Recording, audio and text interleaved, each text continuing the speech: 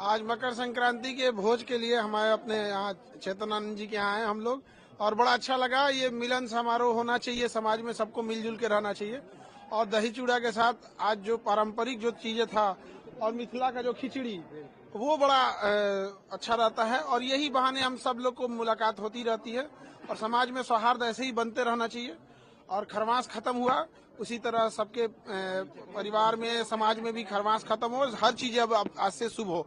ऐसे जो हमारी परंपराएं हैं कि खिचड़ी के बाद से ही हम सारा शुभ काम करते हैं, तो सब चीजें में मंगलमय हो हमारे देश के लिए भी। सर, आपके हॉस्पिटल का लगातार इंतजार हो रहा है। तो वो हॉस्पिटल वाला काम अपना चल रहा है। हम लोग 26 जनवरी को संभवतः उस दिन तक हम लोग स्टार्ट कर देंगे। सियासत में एंट्री लेंगे क्या? आप लोग का एक ही सवाल रहता है सियासत में। यहाँ इनसे पूछिए सियासत वाली चीजें, ये लोग जानते हैं। हम लोग राजनीति, हम लोग शिक्षक हैं। सुबह से एक सवाल है। सुनिए। हाँ, बोलिए। चूरा दही में मसाला मत ढूंढिए। ये एकदम, हाँ एकदम, ये देखिए पॉलिटिशियन लोग का एकदम जवाब सटीक आता है। हम लोग पढ़ाने वाले आदमी, पठन पाठन वाले आदमी हैं। ये लोग राजनीति वाले, इनसे पूछिए राजनीति की चीजें, ठीक है। हाँ, वो इंतजार लंबे समय से। हाँ, अब हमको जहाँ तक लगता है कि अब इस बार TRE-4 का भी खरमास खत्म ही हो और जल्दी से जल्दी उसका भी आए। और जो बाकी चीजें जो वैकेंसी अटकी हुई है, इसका हमको लगता है इस साल निपटारा जल्दी से जल्दी हो जाए। हम तो चाहते हैं कि होली तक में सारी चीजें कंप्लीट हो जाए।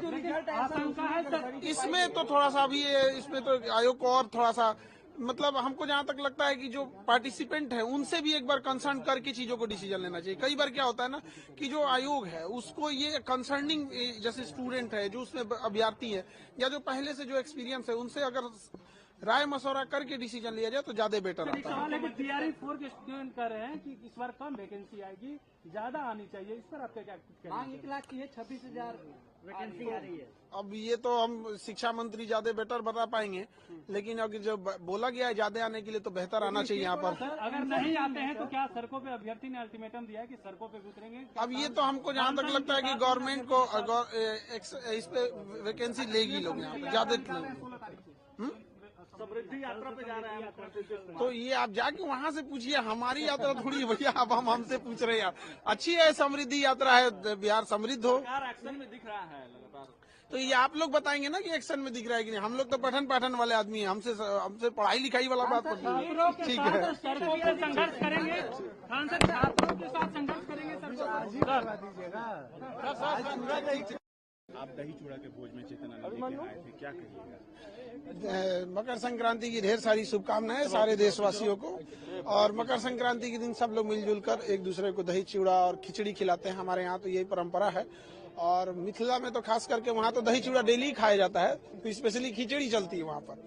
तो इसी सब सिलसिले में हम लोग सब आए थे और एक दूसरे से प्रेम और समाज के प्रति एक दूसरे से मिलाप से ज्यादा अच्छा रहता है, सौहार्द बना रहता है। खरमास के बाद अच्छी चीजें भी होती हैं, मुहूर्त भी अच्छा हो जाता है। हाँ, रीति रिवाज में उस पर क्या कहिएगा? तो ये देखिए हमारे यहाँ तो परंपरा है कि हम लोग खरमास में, जो पहले से देश की परंपरा चलती आ रही है, खरमास के दिन को अच्छा नहीं मानते थे लोग शुभ काम के लिए। अब मकर संक्रांति के बाद चीजों को अब नए काम में, शुभ काम में हाथ लगाया जाता है। तो सारे लोगों को नए काम, शुभ काम में भी हाथ लगाते रहना चाहिए। हम लोग भी बहुत सारी चीजें खरमास की वजह से रोके हुए थे। अब चूंकि जो परंपराएं रहती हैं तो उसके हिसाब से भी चलना चाहिए। बचपन से जो चीजें देखते आए हैं कि हाँ खरमास में ये नहीं करना है, खरमास के बाद करना है, तो वो चीजें आदत सी बन जाती है। मुख्यमंत्री लगातार कोशिश कर रहे हैं बिहार को आगे बढ़ाने को लेकर, इसी मकसद के तहत कल से समृद्धि यात्रा पर निकल रहे हैं, क्या आप कहिए? अच्छी चीज है। इलेक्शन खत्म होने के बाद भी अगर इतनी तेजी से तैयारी चल रही है तो ये तो अच्छी बात है स्टेट के लिए। अमूमन ऐसा देखा जाता है कि जब इलेक्शन रहता है तो ही लोग तत्पर रहते हैं, बट इलेक्शन अभी सारा ही खत्म हो गया। अभी 3-4 साल तक कोई इलेक्शन नहीं है।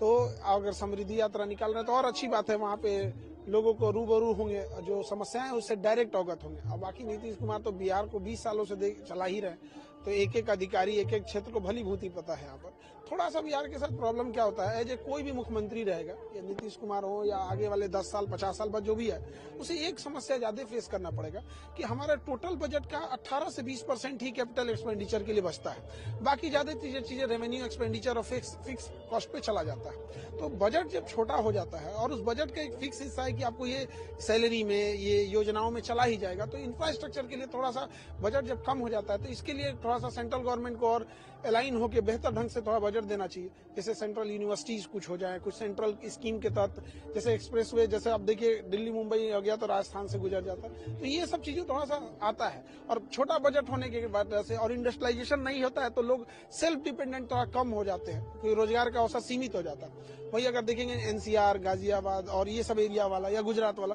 तो वहाँ पे क्या है कि इंडस्ट्रियलाइजेशन ज्यादा है, तो बहुत सारे लोग प्राइवेट सेक्टर और छोटे बड़े हर काम में लगे रहते हैं, तो गवर्नमेंट पे ज्यादा डिपेंडेंसी कम हो जाती है। और यहाँ पे क्या है तो डिपेंडेंसी ज्यादा हो जाती है, इसके उस पे से बजट भी छोटा है तो थोड़ा केओस हो जाता है। तो मतलब कि इन खामियों को जो है खास तौर पर हाँ, थोड़ा सेंट्रल, हाँ नेशनलाइजेशन, थोड़ा सेंट्रल को ये सोचना चाहिए, नीति आयोग को भी सोचना चाहिए यहाँ पे। और दूसरा क्या है, नेचुरल कैलेमिटीज हम लोग के पास ज्यादा है, आधा एरिया बिहार में बाढ़ में डूब गया, तो उसका सेंट्रल एक योजना बना के नेपाल साइड से इनिशिएट करके नेपाल में बांध बना के इस एरिया में ज्यादा बेटर हो, क्योंकि अब नेपाल से कम करने के लिए तो सेंट्रल के पास पावर है। एज ए स्टेट कोई आप इंटरनेशनल उसमें डिसीजन नहीं ले सकते। Thank you.